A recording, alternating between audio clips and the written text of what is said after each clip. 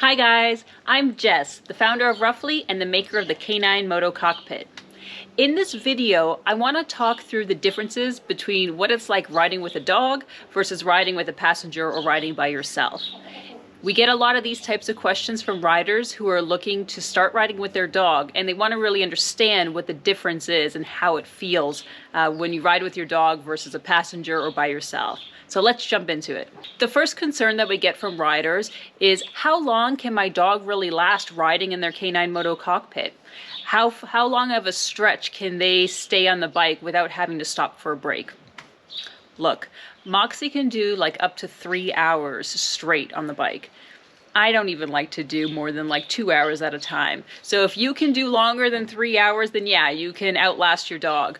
But chances are you're going to want to stop more frequently for breaks, for gas, whatever the case is.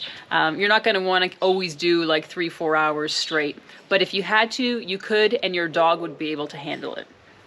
And then when you do take breaks, when you're with a dog, you need to find a nice grassy area for them so that they can take care of their business, they can stretch their legs, and so that they can relax. So instead of going to a gas station and making that your rest stop and going to the convenience store and just hanging out there for a little bit before you get back on your bike, what I normally do is I'll go to the gas station, I'll fill up, but then I'll go further and I'll look for a place that has a nice patch of grass, a nice field, somewhere where she can get out some of that pent-up energy after being on the bike for so long.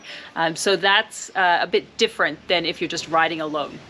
And one piece of advice for when you're starting off the day with your dog, make sure that you get your dog to poop first before you put her on the bike. I know this very well. There are times when I can't get Moxie to poop before we get going, and then I get her on the bike, and then within half an hour she's fidgeting and she needs to get down. And they're pretty good about sort of telling you when they need to get down. There's the normal fidget, and then there's like extra fidgeting. And so it'll only be like a half-hour stretch at the beginning, then I'll have to take her down, she'll poop, and then we can get going again. So when you start out your date, try and get your dog to get themselves sorted before you put them on. The second thing is about your riding prep time. I get riders who ask about, well, what's really the difference when you're getting ready for the day? Like, is it going to take that much longer when you start out on the day or when you're at a rest stop and you have to get going again? To be honest, it takes maybe about an additional like 30 seconds by having the dog versus not having the dog. So putting her up there, making her turn around, strapping her in her harness, making sure that she's got her goggles on, then she's good to go. That takes me about 30 seconds. So if you've ridden in a group ride, you know that there's always like that one person who is a bit slower. Chances are you'll still be faster than them, even with the extra 30 seconds that it takes to get your dog ready to go. The third thing is about the riding dynamic. How is it going to feel riding with your dog on the back? And is it going to change the types of roads and the type of riding that I want to do? The Canine Moto Cockpit was built so that you could take your dog along with you and do the types of rides that you like to do, so that you're not compromising that by taking your dog along. But there are a few things that you need to think about. The first thing is you need to make sure your dog is harnessed in a laying down position. That keeps them securely in the cockpit. So if you are doing twisties, if you are on an off-road section and there's bumps, that isn't going to cause your dog to leap out of the cockpit. They're going to be securely in there. And then if you do go over, your dog is going to be nicely secured in the padded cockpit. So having your dog on the back in the cockpit laying down isn't going to prevent you from doing some off-road or doing twisties or on a high-speed freeway. All of those things are still possible. It's just important that the dog is in that laying down harnessed position. When it comes to twisties, you can definitely do twisties with your dog. The only thing that I would say is the first time that I did a really up and down road here in Guatemala with Moxie, and it was windy as well, Moxie got a little bit nauseous. And so she actually ended up vomiting on me while we were on the ride for like the first 30 minutes.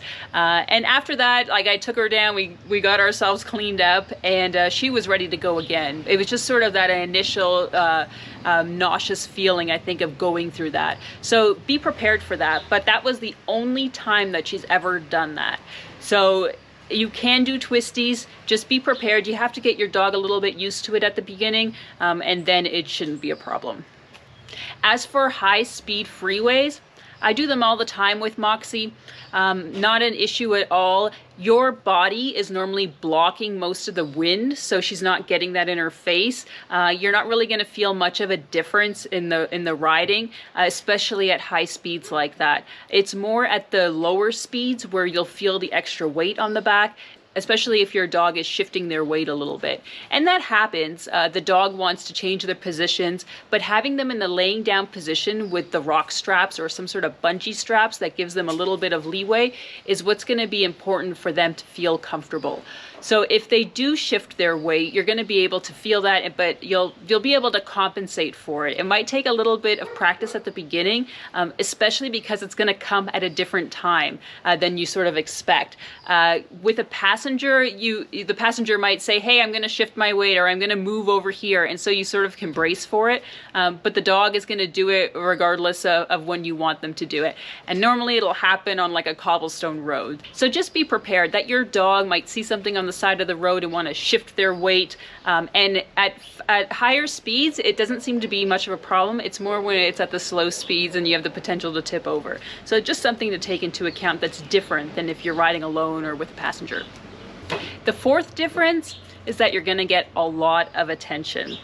So if you're used to being a lone rider and just sort of filling up at the gas station and like heading off and being by yourself, once you have the dog on the back, that's not going to be the case. You're going to have people coming up to you, asking you questions, wanting to take photos, videoing you when you're riding. It becomes sort of a big to-do. And the key thing there is just to have patience in those times. These people probably have never seen anything like that before, and they're just excited. So you just have to have patience, especially if it's hot out, you're at the gas station, you've got all of your gear on and you're ready to go, and then that person just has to come over and then they want to talk your ear off about riding with your dog. So just have that patience and it'll make things go a lot smoother. The fifth thing is about the rest stops. I mentioned it before when I talked about how long your dog can last on the bike, and then making sure that you're stopping somewhere in a grassy section. Yes, that is key, and that's something that is different than riding with a passenger or by yourself.